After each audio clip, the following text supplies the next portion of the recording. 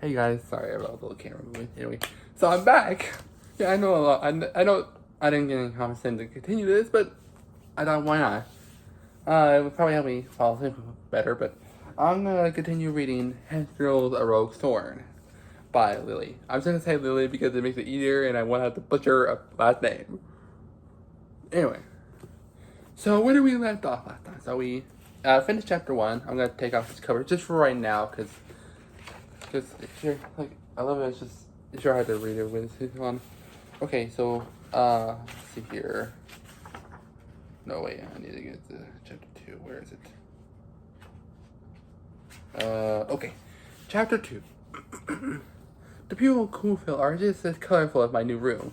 I watch them meander on the street below in the shades as the leaves just begin to change on the early fall trees. I expect more plum trees when we moved to California. I haven't seen much of the town yet, but aside from the archaeological in the weather that's not different from Oakhaven, they both take pride in being the old grove historical small town, though Coonfield had clearly succeeded past reality's solution on the gold rush period for the tourism. There was a factor when Luna, Dust, and I were narrowing down to relocate. I didn't want to move someplace that where too many questions would be asked of the new kids being a closed-off location. When people who only associate with the town's narrative won't do either, sorry, I'm trying to do my best. Our new place is a neighborhood near downtown, a short walk from my new school. My room isn't too bright, but maybe that means the future will be too. It has to be. Velma promised it would. Not in exact words, but she laid out a flawless argument for Coolfield in the multi-page spreadsheet she sent when I told her Dad and I had decided to move. She made her hometown sound so appealing. There's so many reasons why Coolfield was the perfect choice. California is a great place for up and perfect choices. California is a great place. Oh wait, coming band. Sorry. We know people in Coolfield High is so huge. So Luna, Dusk, and I wouldn't feel so new for too long. That's all. It was extremely boring. No ghosts, Velma swore on our final video call. I rolled up my band posters. The Curse, the Sachuanas, and the Banshees. I can't say the name, Jesus Christ. I was just gonna skip the other name, because I'm not even gonna try to butcher that name. And more of my goth heroes, and secure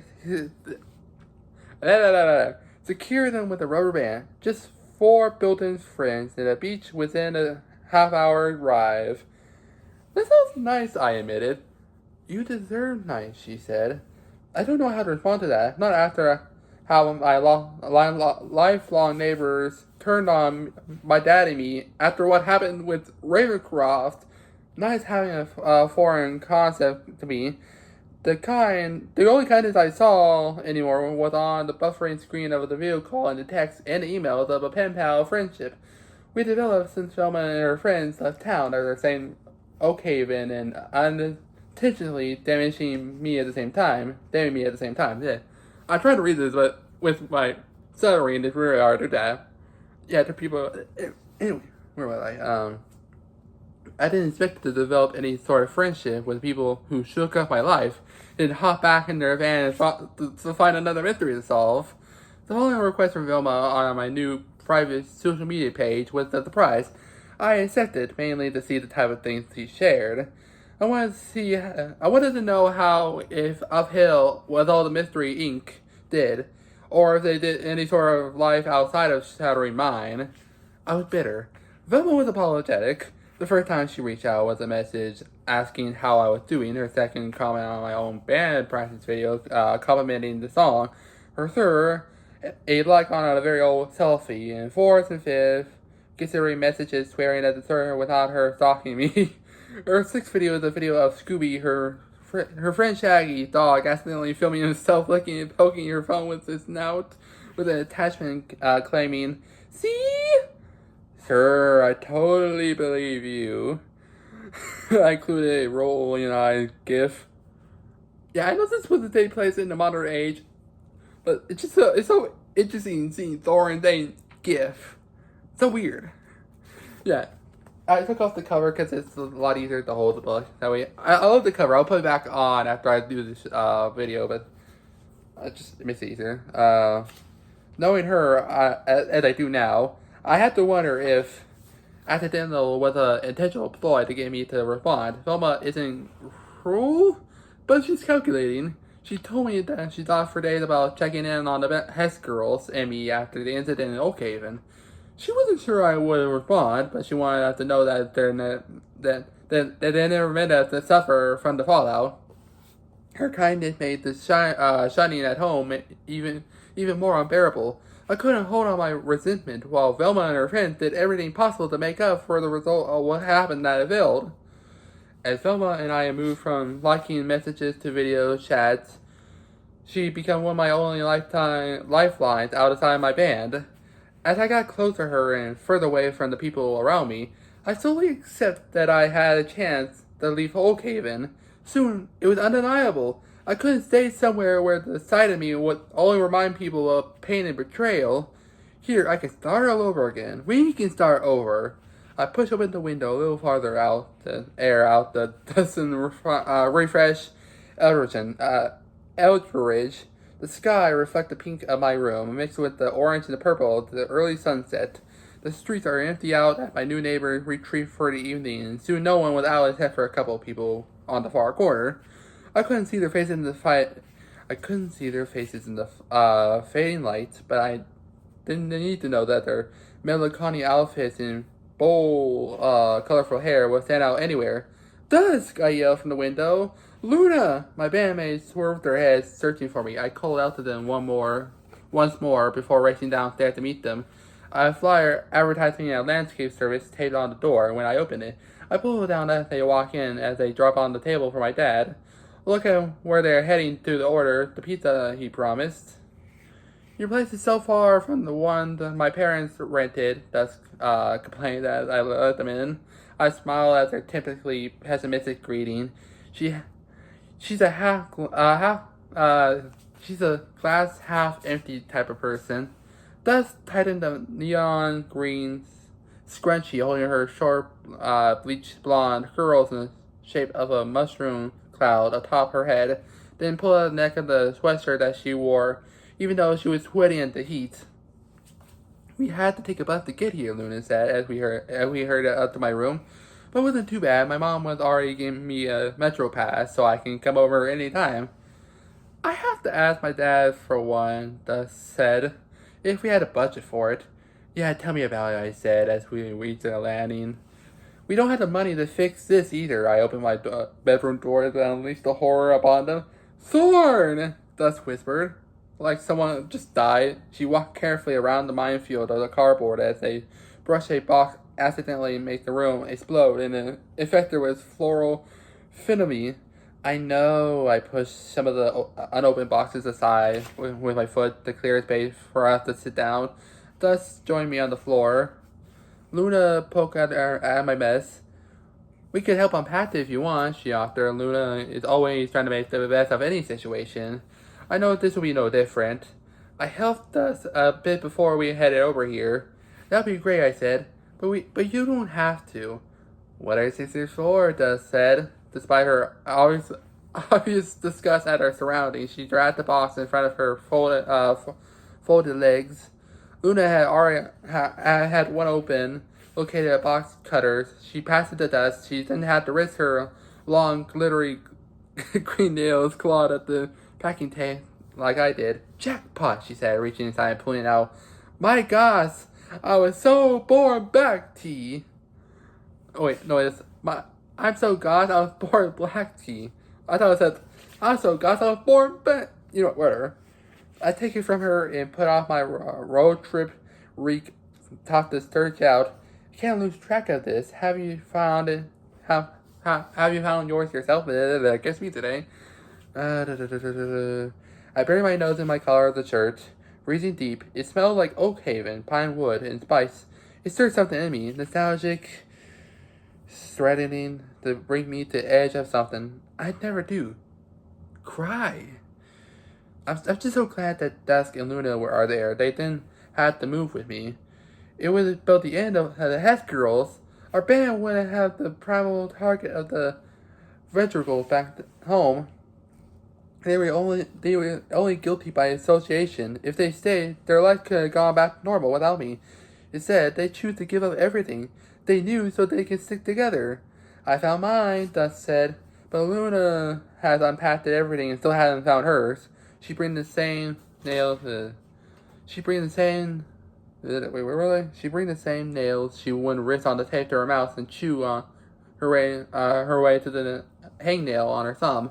I knew she would say more, but didn't want to stress me out any further. It'll turn up, Luna says from the closet, where she was hanging the rest of the clothes from the box. The setting sun is now nearly the same deep red as her afro. Thus, hand me the box cutter before unboxing the box in front of her. Oh, she said, sounding embarrassed. I leaned forward to see what caused her reaction. A jar of herbs and a well-loved notebook rests inside. It's your Wiccan stuff, she rests her hand on the edge, seeming unsure what to do. Can we just put that against the wall for now? I said. I don't need it.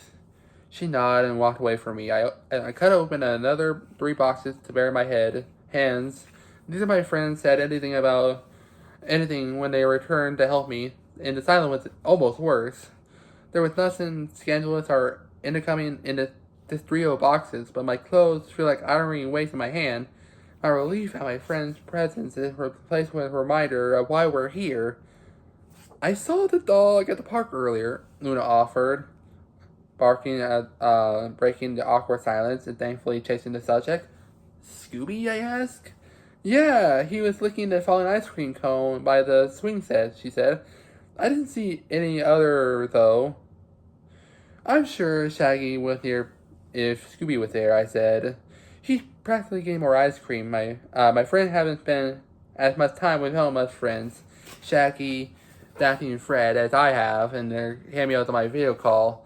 But the food obsession of Shaggy and his loyal Great Dane became a town legend, where they tested the limit of all you can eat at local diners. Probably, Luna smiled. Well, I saw a black cat near my new apartment, Dusk said.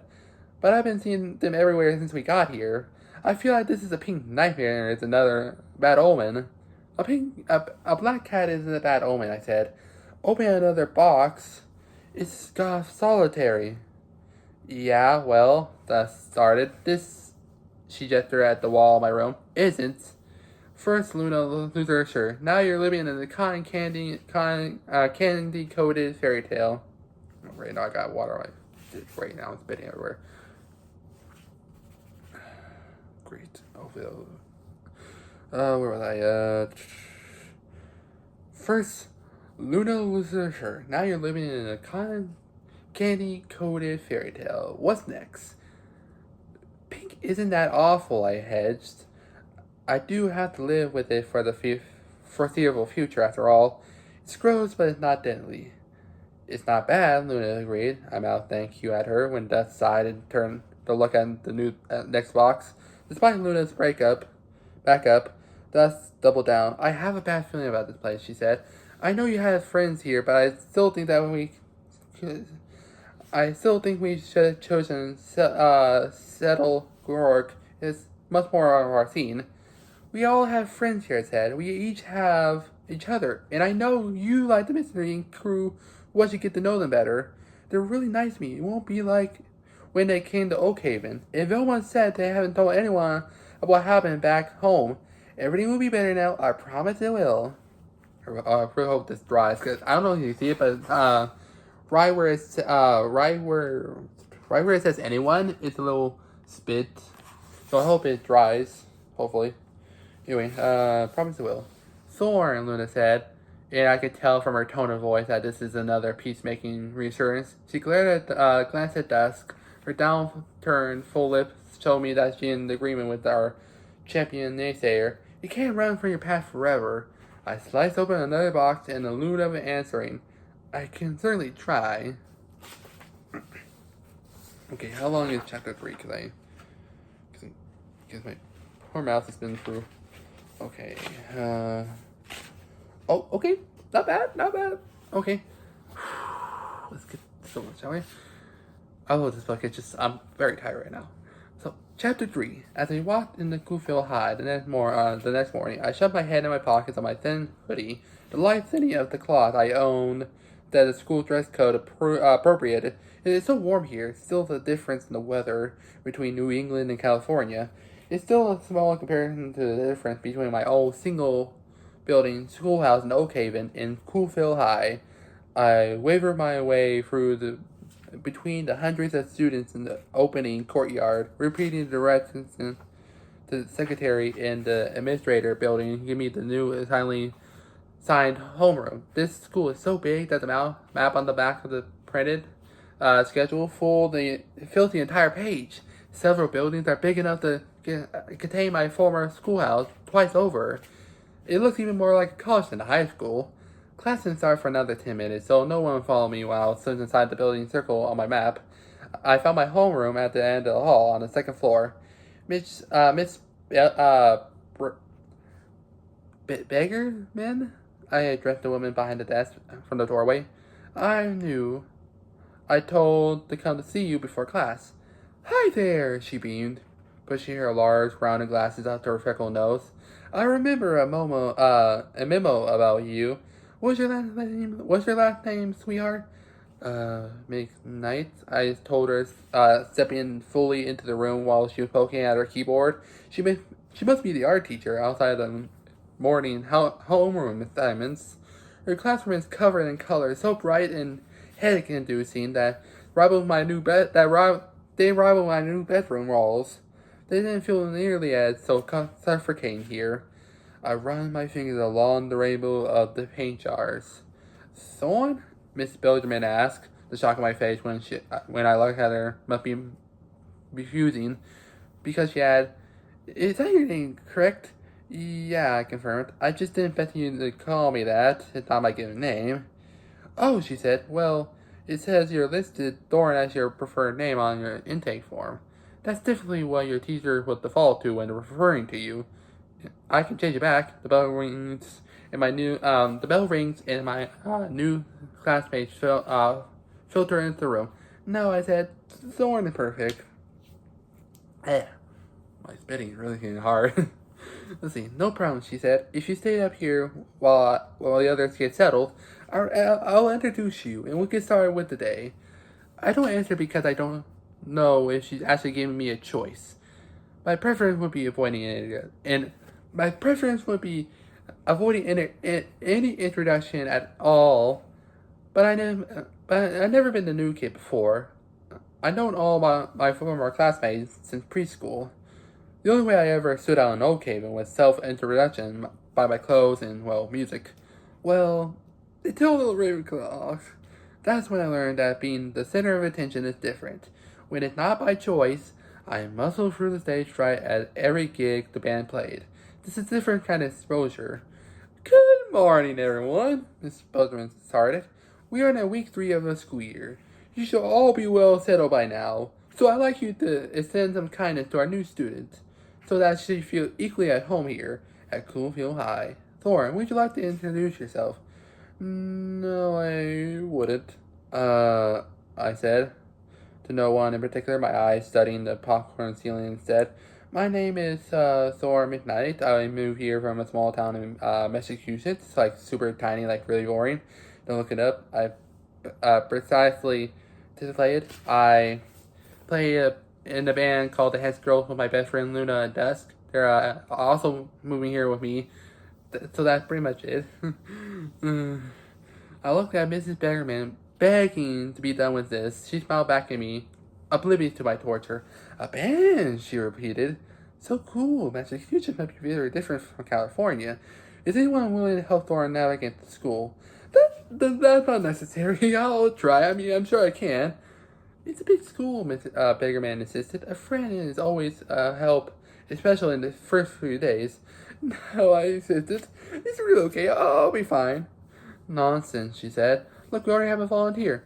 I dragged my eye from the teacher's well-meaning face to the sole hand raising high above the sea of the hands before the fingers are painted nearly the same pastel pink as my room. I don't need anyone. I beg. I began as my eyes traveled downward, only to hit my mind when I recognized the owner of the hand. I know that, I know that perfectly styled red hair anywhere. Daphne Blank, one of Velma's three closest friends, smiled as she watched as the terror drain from my face. She lifted her background from her seat next to her, which relieved to me. I genuinely, gratefully plopped into the chair, waiting for my racing heart to return to normal. Mr. Beggarman returned, her focus on the class as a whole, finally leaving me alone. We'll look for you before the bell, Daphne said as she plucked my schedule from my hand. You haven't been reporting to Texas for the past few days. It's been stressing Velma out. She's worried that you changed your mind and went back east. After already spending all of our money to get here, I said, no way. Our parents would kill us after how much we begged to move in the first place. I know, Velma, not Velma, Daphne. Sorry. Anyway, Daphne said, her lip gloss smiling wildly. We told her as much, but she said she couldn't think of another reason you wouldn't reply. Fred told her that you're probably busy unpacking. I was. I confirmed that Daphne reached in her bag to grab some highlighters and began marking out my schedule. But I had to get a new phone too. Our old network doesn't have very good coverage here, so we switched. And I definitely should have texted the gang my new number, like I did with the ex-girl. But something kept me from hitting the send. Maybe I could have checked the feeling that the promise of cool feeling too good to be true. I'm sorry I didn't tell you all sooner, I said generally meaningly. I guess I just forgot in the chaos of the move. This part is less true, but I refuse to admit that how many times anyone endangered my future here, especially my growing feeling for someone who only probably see me as a friend at first. I didn't feel anything other than friendship toward Velma. When Mystery Inc. was in Oakhaven, she was just the smartest member of the nosy gang, group of kids, disturbing my life. But as we talked more and more, and after her initial check-in, I learned that she was not just smart, she was brilliant. Not just nice, she was truly kind. And she was passionate about helping others. She's about standing by her friends and doing what's right, even if it's hard. Our schedule phone call soon becomes the thing that keeps me through the long day. And I always make sure that how we plan the next one before hanging up. It wasn't until I missed half a band practice that summer because I didn't have because I didn't want to get off a call. I had to face the fact that I had to start falling for her. I had to face the fact that I had started falling for her. She didn't even give me any indication that she had feelings is mutual, or even if she's interested in girls. Okay, Thorn. I know you're not. I know this is not like a real character, but it's still real. Thorn. You should really watch Happy Halloween Scooby-Doo. That would show you that she is, in fact, into girls. I mean, for crying out loud, even in the live-action Scooby-Doo movie, there was originally going to be a scene where Daphne and Velma kiss to switch bodies. So there is. So, anyway. Where was I? So I'm just going to keep it all to myself. And Luna does who know all my secrets. It's no big deal, Daphne said, pulling me from my thoughts. She grabbed her phone and unlocked it. My hand still analyzing my schedule. Then handed it to me with a new contact input screen already opened. I tapped in my details as she captured her marker. Blue is Freddy, green is Shaggy, orange is Velma, and purple is me. Okay, I gotta give Daphne credits. That actually makes sense, because blue would definitely be Freddy's color. It definitely is color. And the rest of the color actually makes sense. Anyway, where was it? She said, handing my now color-coded schedule back to me. Why did you feel like that, why did you feel like that joke from South Park with the goth kids? You know, like, oh yeah. You know those ones? This is basically what it feels like right now. Looks like we always share a homeroom together, but that's every day and thankfully for the catching up on the homework. So we have plenty of time to hang out, Daphne paused. Glancing at her laughed, confirming that she was tapping on her phone, then hiding back in my pocket before Mr. Bowser managed to catch her. The others would help you and the girl settle in. My own phone vibrates in my hoodie pocket. I'll poke it out enough to see the notification. New group chat with maybe Daphne and 3 others. Daphne maybe. Hello? No, seriously, look. It says Daphne maybe. I don't know if you see that, but it says Daphne maybe. Holy cow. I found her! Thorn got a new number. Mystery.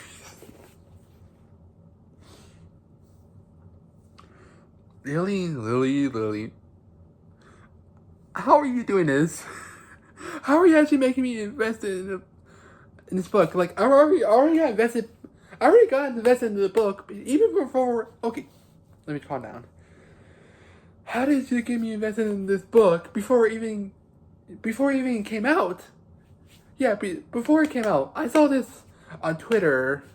When some like Spanish like Scooby-Doo fans account posted saying, "Hey, there's a new Scooby-Doo book coming out." Oh, it's definitely Scooby-Doo because it's more about the Hess girls than anything. But after reading the plot synopsis, this got me into this more than I already was. This came from a Scooby-Doo fan. No, I'm serious. Yeah, I know. I should finish the book, but I just want to say this. Like I said in one of my old videos, I made a poll saying, what do people know me for? Especially on this channel. I put Scooby-Doo, SpongeBob, Goosebumps, and I think it was like, what? My Hero Academia, I think it was. And the winning thing I saw, the top thing that had the most votes was Scooby-Doo. Followed by Goosebumps, followed by SpongeBob. That just shows you how much people know I'm a Scooby-Doo fan. If the top vote was fucking Scooby-Doo. Where was I? I was trying to think of this something before I went on a rant. Oh yeah, I need to finish chapter 3. Okay. Where was I? Thank you. I told her as my phone vibrates a few more times. No problem, she said. Now, on a more serious topic, when are we gonna buy you a warm weather wardrobe? The black alone is gonna be battle against all the sun, but I love a challenge. That's it. That's at the end of the chapter. This is amazing. This is flipping amazing. Yeah, I know I'm gonna say that a lot when I read this book, but I'm being serious here. This is flipping amazing. Like, I already got invested from the plot synopsis and the cover alone, but the story so far that I'm reading in this book, it's really getting me in the mood to read this more. And we're only on chapter 4. We still have a lot of book to go through. Look, this is how much I already gone through. Look, there's still a lot to go through. So I might make more part of this. There might be more parts of this. Cause like this is not a long book, but like long enough. Cause we're only on like chapter 4, which I'm already on page 27. I gotta give Lily credit. She was able to write a whole book. Like, holy cow! You're not gonna do that. Holy cow!